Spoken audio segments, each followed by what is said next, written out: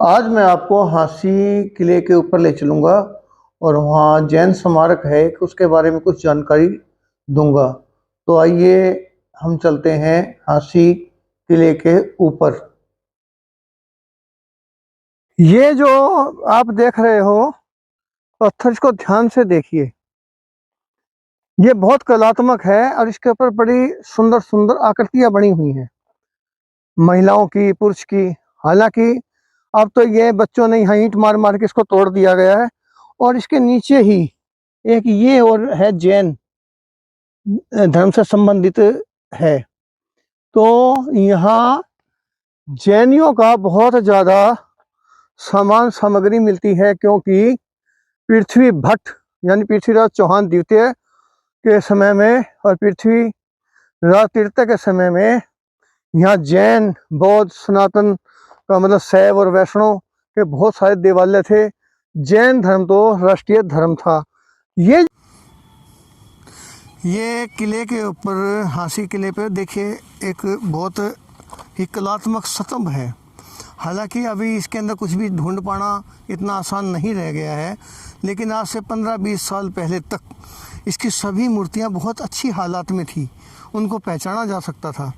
ये किसी धार्मिक स्थल का बहुत ही अद्भुत एक स्तंभ रहा है। और आप ये कल्पना कीजिए कि जिस जगह इसका प्रयोग किया गया होगा वो भवन कैसा रहा होगा। अब इसके अंदर बारीकी से हम देखें तो बड़े अच्छे अच्छे नक्श बने हुए हैं, देवी देवताओं के, हमारे सनातन धर्म के जो पूजनीय चिन्ह है वो बने हुए हैं। कमल है या ये कलश है या ऊपर आप जो बनाए जाते हैं तकरीबन, वो सभी यहाँ पर उकेरे गए हैं।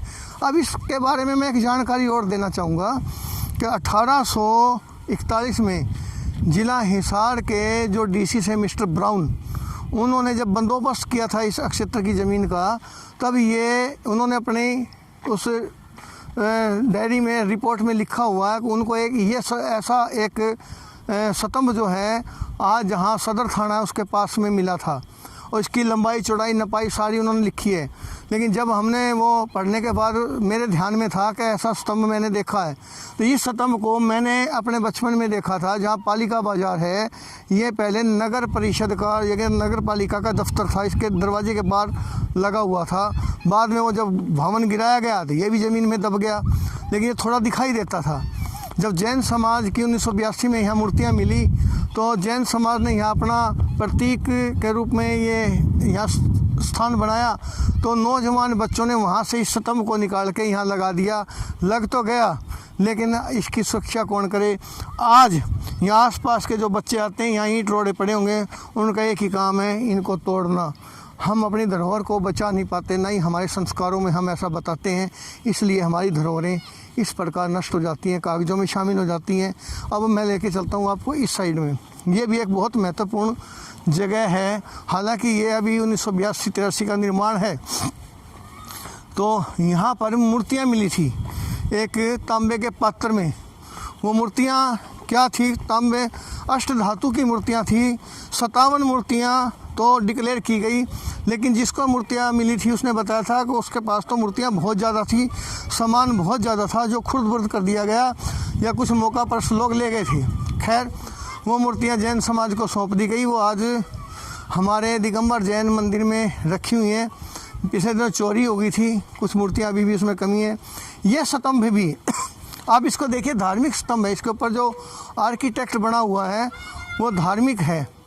तो इसका प्रयोग भी किसी न किसी धार्मिक स्मारक में, महल में, मंदिर में कहीं ना कहीं रहा है। तो ये एक और मैं आपको बात बताना चाहूँगा, ये जो पत्थर है ये हमारे यहाँ नहीं मिलता, हमारे आसपास भी पहाड़ नहीं है। तो इतने बड़े पत्थरों को, ऐसे कीमती पत्थरों को यहाँ तक लाना, और उस ज़माने में जब केवल साधन बैल और ऊँट का ही था साधन यातायात का, सामान को ढोने के लिए। ये राजस्थान के अंदर से आए हैं। फिर इस पत्थर को लाने का खर्चा, फिर वो कलाकार आए। ये कला आपको हरियाणा से लेके उत्तर प्रदेश, बिहार, उड़ीसा, मध्य प्रदेश, दक्षिण भारत के हर राज्य के अंदर ये कला देखने को मिल जाएगी। तो कलाकार भी यहाँ आए हैं।